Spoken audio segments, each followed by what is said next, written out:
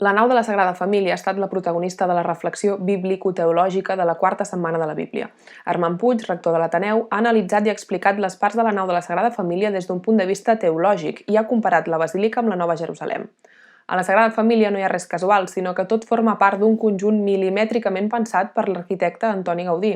El nombre de columnes, per exemple, el material de què estan formades i la seva forma ens diu de qui parlen i què representen. Les columnes de la Sagrada Família són 36, és a dir, 18, que és el nombre de les torres, per 2. Aquestes columnes representen l'Església, el poble de Déu, que creix cabdal, en joia, en amor i en santedat.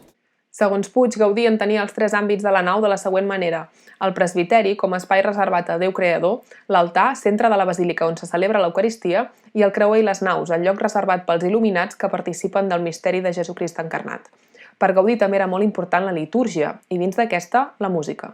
Gaudí va entendre aquesta gran nau com un espai per a la litúrgia, que en aquesta litúrgia la música és bàsica. Sense cant no hi ha lloança a Déu. Per això, les 4 cantories de la Sagrada Família. Per últim, Puig ha explicat que Gaudí va concebre la nau com un bosc de camins en què cada persona estava convidada a trobar el seu per accedir a la joia de Déu.